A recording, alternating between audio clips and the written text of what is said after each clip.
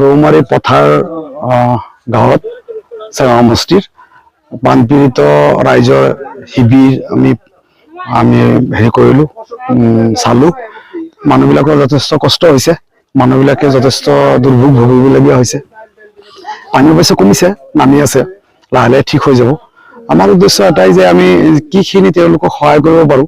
সহায়টো বুলিলে বহুত ডাঙৰ বস্তু বুজায়, কিন্তু এই বিপদৰ সময়ত আমি যদিও অলপ সহায়ৰ হাত আগবঢ়াম বুলি মই আজি চাউল, দালি, ঔষধ আজি লৈ আনিছোঁ আৰু দিলোঁ, দি ভাল লাগিল। আটাইতকৈ বেয়া লাগিল যে তেওঁলোকৰ যিটো বানৰ ক্ষতিগ্ৰস্ত তেওঁলোকৰ মানুহখিনিৰ অৱস্থা চাই দুখ লাগিছে, বেয়া লাগিছে। আৰু তেওঁলোকে একদম অস্বাস্থ্যকৰ পৰিৱেশ, অস্বাস্থ্যকৰ এটা শিবিৰত থাকি আছে, তাৰ যিটো কাৰণত তেওঁলোকৰ বেমাৰ আজাৰ হ'ব পাৰে। গতিকে মই তেওঁলোকক আৰু এই ৰাইজক মই ক'ম, আপোনালোকে অলপ সতৰ্ক থাকিব। বেমাৰ আজাৰ হোৱাৰ লগে লগে আপোনালোকে স্বাস্থ্য কেন্দ্ৰৰ লগত যোগাযোগ ৰাখিব, ওচৰৰ স্বাস্থ্য কেন্দ্ৰৰ লগত যোগাযোগ ৰাখিব। আপোনালোকে পানীবিলাক গৰমকৈ খাব, আপোনালোকে লেতেৰা হৈ নাথাকিব। বানপানীৰ পিছত বেমাৰ আজাৰ যথেষ্ট বেছি হয়, টাইফইড, মেলেৰিয়া ইত্যাদিৰ পৰা আৰম্ভ কৰি বিশেষকৈ পেটৰ অসুখ, ডায়েৰিয়া বেমাৰো যথেষ্ট বেছি হয়। আৰু আমি চাব লাগিব যে বানপানীৰ পিছত আমাৰ নেচাৰেল সাপ চাপো ওলায়। গতিকে তেওঁলোকে যিহেতু চৰত থাকে, জংঘল, হাবি বন, তাতেও তেওঁলোকে যাতে অলপ সাৱধানতাৰে থাকে।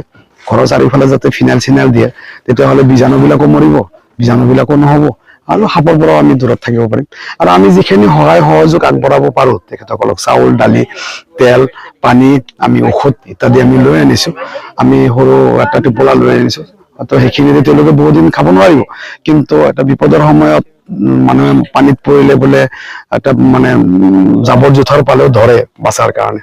তো তেওঁলোকৰ মই ভাবোঁ যথেষ্ট উপকাৰ হ'ব এইখিনিত, আৰু তেওঁলোকে এইখিনি সহায় কৰাৰ কাৰণে আমি ইয়ালৈ আহিছোঁ। আপোনাৰ এই গাঁও, একচুৱেলি আমাৰ চেনিমাৰীত মোৰ জন্ম আছিলে। ৰৌমাৰী গাঁৱতে মই মোৰ বাল্যকালটো মই পাৰ কৰিছোঁ।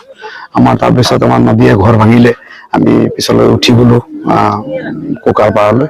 যিকি নহওক, সেইটো মোৰ এটা সেইবিলাক কথা মনত কৰিলে মই এনেও আৱেগিক হৈ যাওঁ, আৰু সেইখিনি কথা মই মনত কৰিব নিবিচাৰোঁ। এইটো এটা অব্যাহত দিন আছিল বুলিয়ে মই ভাবোঁ।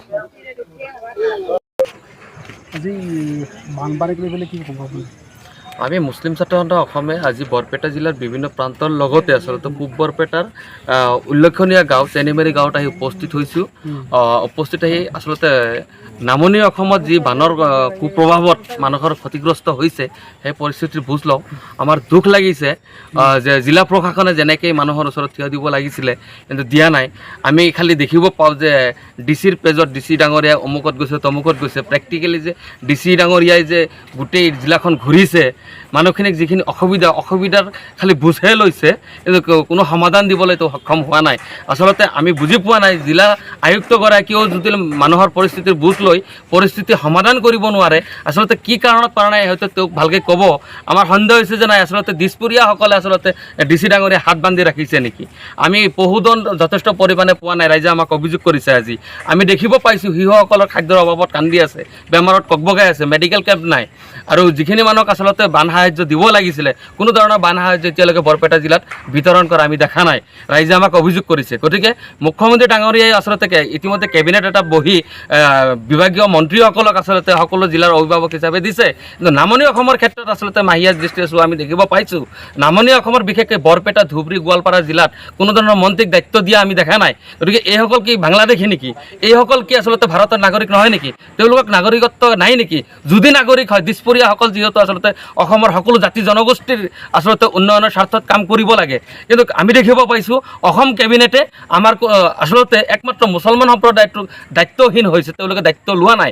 ইয়াৰ কাৰণ কি আমি নাজানো, কিন্তু কেন্দ্ৰীয় চৰকাৰ যিহেতু NDA নতুন চৰকাৰ হৈছে, এই চৰকাৰখনক আমি আহ্বান জনাম, কেন্দ্ৰীয় চৰকাৰে অসমৰ বানপানী সমস্যাটোক ৰাষ্ট্ৰীয় সমস্যা হিচাপে অতি শীঘ্ৰে ঘোষণা কৰি আচলতে আগন্তুক দিনত যাতে এনেকুৱা বানপানী অসমত নহয়, তাৰ কাৰণে বিজ্ঞানসন্মতভাৱে আচলতে ইয়াৰ ব্যৱস্থা কৰিব লাগে।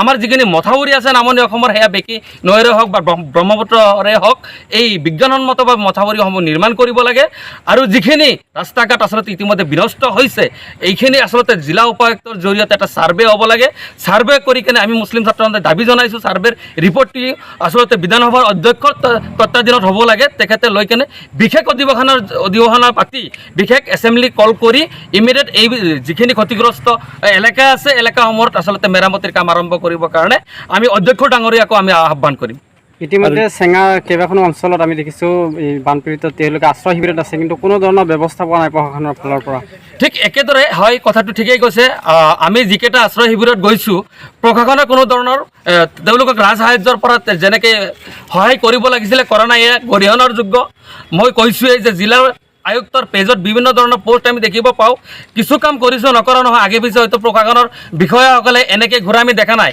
তাৰ কাৰণে জিলা উপায়ুক্তক আমি আচলতে ধন্যবাদ দিবই লাগিব চাৰ্কল অফিচাৰখিনিও ঘূৰি আছে কিন্তু ঘূৰি থাকিলে সমস্যা সমাধান নহয় সমস্যা সমাধান কৰাৰ ক্ষেত্ৰত আচলতে তেওঁলোক যিহেতু পদত আছে তেওঁলোকে যিহেতু সাংবিধানিক পদত আছে তেওঁলোকে ইচ্ছা কৰিলে যিকোনো মুহূৰ্তত আচলতে ৰাইজক সকাহ দিবৰ কাৰণে সকলো কামেই তেওঁলোকে কৰিব পাৰে তেনে ক্ষেত্ৰত কৰা দেখা নাই মই কৈছোঁৱেই যে বৰপেটা জিলা আয়ুক্তৰ আচলতে হাত বান্ধি ৰাখিছে চাগে দিছপৰীয়াই নহ'লে তেওঁ কিয় কৰা নাই এইটো আমাৰ সন্দেহ হৈছে গতিকে আমি আহ্বান জনাম হয়তো বিধায়কসকল আচলতে টোপনিত থাকিব পাৰে এমপিসকল টোপনি মাৰিব পাৰে তেওঁলোক 5 বছৰৰ কাৰণে হয় 5 বছৰৰ কাৰণে যায় কিন্তু ৰাজপত্ৰিত বিষয়াসকল UPSCৰ দৰে APSCৰ দৰে পৰীক্ষা পাছ কৰি তেওঁলোকে মেধাসম্পন্ন আচলতে ব্যক্তি হয় গতিকে তেখেতসকলৰ নেতৃত্বত সমাজখনৰ সৰ্বাংগীন উন্নয়ন হ'ব বুলি আমি আশাবাদী হৈ থাকোঁ কিন্তু তেখেতসকলে আচলতে যিহেতু কোনো গুৰুত্ব দিয়া নাই আচলতে কিয় দিয়া নাই কথাটো ৰাজহুৱা কৰিলে আমি মানি ল'ম অন্যথায় তেওঁলোকৰ যি দায়িত্ব আচলতে সুচাৰুৰূপে পালন কৰক নহ'লে আচলতে বান পৰিস্থিতি যেতিয়া অট'মেটিক যিহেতু নেচাৰেল হয় এইটো অট'মেটিক নিয়ন্ত্ৰণত অহাৰ পিছত কিন্তু